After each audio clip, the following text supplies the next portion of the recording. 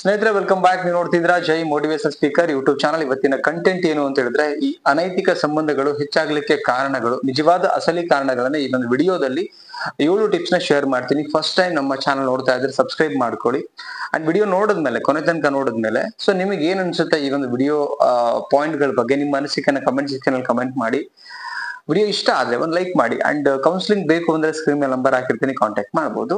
ಒಂದೊಂದೇ ಪಾಯಿಂಟ್ ನೋಡ್ತಾ ಹೋಗೋಣ. ಫಸ್ಟ್ ಪಾಯಿಂಟ್ ಏನು ಅಂತ ಹೇಳಿದ್ರೆ, ಭಾವನಾತ್ಮಕ ತೃಪ್ತಿ ಕೊರತೆ. ಎಷ್ಟೋ ಜನಗಳಿಗೆ ಹಸ್ಬೆಂಡ್ ಅಂಡ್ ವೈಫ್ ಅಲ್ಲಿ, ಗಂಡ್ ಮಕ್ಳಿಗಿರ್ಬೋದು ಅವ್ರ ಹೆಣ್ಮಕ್ಳಿಗಿರ್ಬೋದು, ಭಾವನಾತ್ಮಕ ಕೊರತೆ ಎಲ್ಲಿ ಕಾಣುತ್ತೆ? ಡೆಫಿನೆಟ್ಲಿ ಅವರಿಗೆ ತೃಪ್ತಿ ಇಲ್ಲಿರ್ಬೇಕಾದ್ರೆ ಆ ಭಾವನಾತ್ಮಕ ಕೊರತೆ ಇದ್ದಾಗ ಅದನ್ನ ಪಡ್ಕೊಳ್ಳಿಕ್ಕಂತ ಹೊರಗಡೆ ವ್ಯಕ್ತಿಗಳ ಒಂದು ಸಹವಾಸನ ಬಯಸ್ತಾರೆ. ಲೈಕ್ ಎಕ್ಸಾಂಪಲ್, ಪ್ರೀತಿ, ಗೌರವ, ಈ ಈ ವಿಚಾರದಲ್ಲಿ ಗಮನ ಸಿಗದೆ ಇದ್ದಾಗ, ಎಲ್ಲರಿಗೂ ಕೂಡ ಸೆಲ್ಫ್ ಒಂದು ಆಸೆಗಳನ್ನೋದು ಇರುತ್ತೆ. ಅಂಡ್ ಎಲ್ಲದಕ್ಕಿಂತ ಹೆಚ್ಚಾಗಿ ಏನಂತ ಹೇಳಿದ್ರೆ ಸೆಲ್ಫ್ ರೆಸ್ಪೆಕ್ಟ್ ಅಂತ ಹೇಳ್ತೀವಲ್ಲ, ಅದಕ್ಕೆ ಧಕ್ಕೆ ಆಗ್ತಿರ್ಬೇಕಾದ್ರೆ, ಲೈಕ್ ಪ್ರೀತಿ ಸಿಗದೆ ಇದ್ದಾಗ ನಮ್ಮನ್ನ ನಾಯಿ ತರ ನೋಡ್ತಾರೆ, ನಮ್ಮ ಮಾತುಗಳಿಗೆ ಬೆಲೆ ಕೊಡಲ್ಲ, ನಮ್ಗೆ ಗೌರವನೇ ಕಾಣಲ್ಲ, ಹಿಂಗ್ ಬೇಕಂಗ್ ಮಾತಾಡ್ತಾರೆ. ಸೊ ಈ ತರದೊಂದು ಕೊರತೆ ಇದ್ದಾಗ ಅವ್ರೇನ್ ಮಾಡ್ತಾರೆ, ಹೊರಗಡೆಯಿಂದ ಅದನ್ನ ಹುಡುಕ್ಲಿಕ್ಕೆ ಶುರು ಮಾಡ್ತಾರೆ. ಆವಾಗ ಈ ಒಂದು ಅನೈತಿಕ ಸಂಬಂಧ ಆಗುವಂತ ಸಾಧ್ಯತೆಗಳ ತುಂಬಾ ಇರುತ್ತೆ.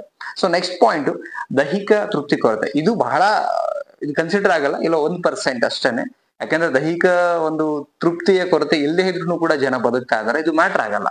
ಓಕೆ, ಬಟ್ ಸ್ಟಿಲ್ ಹೇಳ್ತಿದ್ದೀನಿ ಏನು ಅಂತ ಹೇಳಿದ್ರೆ, ದೈಹಿಕ ಆಕರ್ಷಣೆ, ಹತ್ತಿರದ ಒಂದು ಕೊರತೆ ಕೆಲವರಲ್ಲಿ ಕಡಿಮೆ ಆದಾಗ. ದೈಹಿಕ ಆಕರ್ಷಣೆ ಎಷ್ಟೋ ಜನಗಳಿಗೆ ಏನಂತ ಹೇಳಿದ್ರೆ ರೊಮ್ಯಾಂಟಿಕ್ ಲೈಫ್ ಬಗ್ಗೆ ಇಂಟ್ರೆಸ್ಟ್ ಇರಲ್ಲ. ಅಂಡ್ ರೊಮ್ಯಾಂಟಿಕ್ ಲೈಫ್ ಇಲ್ಲ ಅಂದ್ರೂ ಸ್ವಲ್ಪ ಕ್ಲೋಸ್ನೆಸ್ ಆಗುವಂತದ್ದು, ಅಂಡ್ ತುಂಬಾ ಬೇಜಾರಲ್ಲಿದ್ದಾಗ ಒಂದು ಹಗ್ಗ ಮಾಡ್ಬಿಟ್ಟು ಅವರಿಗೆ ಕೆಲವೊಂದಿಷ್ಟು ಧೈರ್ಯವನ್ನು ತುಂಬುವಂಥದ್ದು, ಆಸ್ ಎ ಲೈಕ್ ಫ್ರೆಂಡ್ ತರ ಮೂವ್ ಆನ್ ಆಗ್ಬೇಕು. ಸೊ ಈ ತರದ್ದೆಲ್ಲ ಕೊರತೆ ಇದ್ದಾಗ ಅನೈತಿಕ ಸಂಬಂಧ ಆಗುವಂತ ಸಾಧ್ಯತೆಗಳಿರುತ್ತೆ. ಬಟ್ ವಿಚಾರ ಏನಂದ್ರೆ, ಎಲ್ಲೋ 1% ಜನಗಳಿಗೆ, 99 ಒಳಗಡೆ 1% ಜನರಿಗೆ ಮಾತ್ರ ಈ ತರದೊಂದು ಆಸೆ ಇರುತ್ತೆ. ಬಟ್ ಬಹಳ ಕಡಿಮೆ ಇದೆ ಆತರ. ಓಕೆ, ಸೊ ನೆಕ್ಸ್ಟ್ ಪಾಯಿಂಟ್ ಏನಂದ್ರೆ, ಪ್ರಾಮುಖ್ಯತೆ ಸಿಗದೆ ಇದ್ದಾಗ. ಯಾವ ತರ ನೋಡಿ, ಮೆಚ್ಚುಗೆ. ಕೆಲವರಿಗೆ ಏನಾಗತ್ತೆ, ಪ್ರಾಮುಖ್ಯತೆನೆ ಕೊಡ್ತಾ ಇರಲ್ಲ ಅವ್ರ ಮನೆಯಲ್ಲಿ. ಈಗ ಉದಾಹರಣೆಗೆ ಏನೋ ಡಿಸ್ಕಷನ್ ಮಾಡ್ಬೇಕಾದ್ರೆ ಹಸ್ಬೆಂಡ್ ಅಂಡ್ ವೈಫ್, ಗಂಡ ಆದಂತ ಹೆಂಡತಿಗೆ ಏನೂ ಕೇಳಲ್ಲ, ತನಗ್ ಅನ್ಸಿದ್ದೇ ಮಾಡ್ತಿರ್ತಾನೆ ಅಂದಾಗ ಅವಳಿಗೆ ಬೇಜಾರಾಗತ್ತೆ. ಕೆಲವೊಂದ್ ಮನೆಗಳಲ್ಲಿ ಹೆಂಡತಿ ತನಗೆ ಅನ್ಸಿದ್ದೇ ಮಾಡ್ತಿರ್ತಾಳೆ, ಎಲ್ಲಿ ಹೋಗ್ಬೇಕು, ಏನ್ ಮಾಡ್ಬೇಕು, ಜವಾಬ್ದಾರಿನೇ ಇಲ್ಲಪ್ಪ, ಅವ್ರಿಗೂ ನಮಗೂ ಸಂಬಂಧನೇ ಇಲ್ಲ. ಸೊ ಈ ತರದೊಂದು ಪ್ರಾಮುಖ್ಯತೆ, ಇಂಪಾರ್ಟೆನ್ಸ್ ಕೊಟ್ಟಿಲ್ಲ ಅಂದಾಗ ಅವ್ರೇನ್ ಮಾಡ್ತಾರೆ, ಆ ಟೈಮಲ್ಲಿ ಆ ಸಂಬಂಧ ಜೊತೆಗಿದ್ರು ಒಂಟಿತನ ಕಾಡ್ಲಿಕ್ಕೆ ಶುರು ಆಗತ್ತೆ. ಅವಾಗ ಅವರು ಹೊರಗಡೆ ಒಂದು ಮೆಚ್ಚುಗೆ, ಪ್ರಾಮುಖ್ಯತೆ ಪಡ್ಕೊಬೇಕು ಅಂತ ಬೇರೆಯವರಲ್ಲಿ ಹುಡುಕ್ಲಿಕ್ಕೆ ಶುರು ಮಾಡ್ತಾರೆ. ಆತರ ಪ್ರಾಮುಖ್ಯತೆ ಕೊಟ್ಟವ್ರ ಕಡೆ ವಾಲ್ತಾರೆ. ಸೊ ಅದು ಆಕ್ಚುಲಿ ಆಗ್ಬಾರ್ದು. ಬಟ್ ಇದರ ರೀಸನ್ ಇದೇನೆ, ಅನೈತಿಕ ಸಂಬಂಧ ಹೋಗ್ಲಿಕ್ಕೆ ಇದು ಒನ್ ಆಫ್ ದ ರೀಸನ್.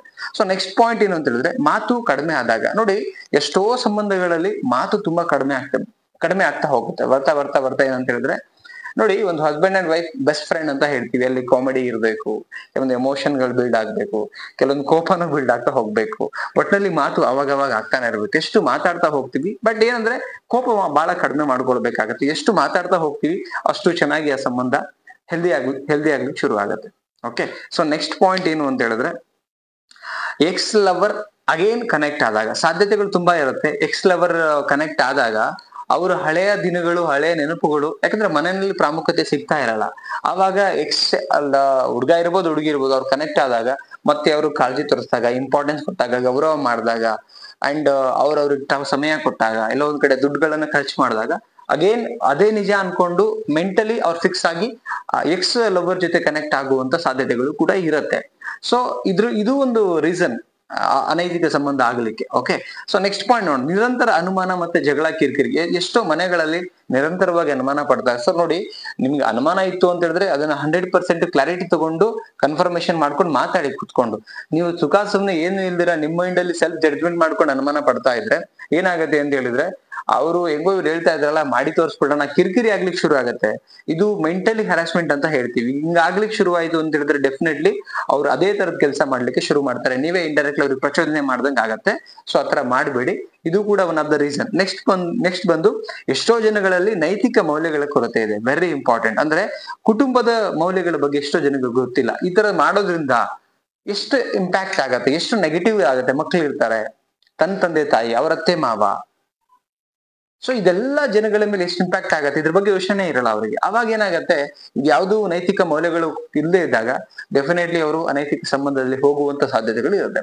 ಸ್ನೇಹಿತರೆ, ಇಷ್ಟು ಪಾಯಿಂಟ್ಸ್ ಅಲ್ಲಿ ನಿಮಗೆ ಯಾವ್ದು ರೈಟ್ ಅನ್ನಿಸ್ತು, ಯಾವ್ದು ಕರೆಕ್ಟ್ ಅನ್ನಿಸ್ತು, ಅಥವಾ ಎಲ್ಲಾ ಕರೆಕ್ಟ್ ಅನ್ನಿಸ್ತಾ ಅದನ್ನ ಕಮೆಂಟ್ ಮಾಡಿ. ವಿಡಿಯೋ ಇಷ್ಟ ಆದ್ರೆ ಶೇರ್ ಮಾಡಿ, ವಿಡಿಯೋಗೆ ಸಪೋರ್ಟ್ ಮಾಡಿ. ಮತ್ತೊಂದು ಟಾಪಿಕ್ ಅಲ್ಲಿ ಸಿಗ್ತೀನಿ. ನಮಸ್ತೆ.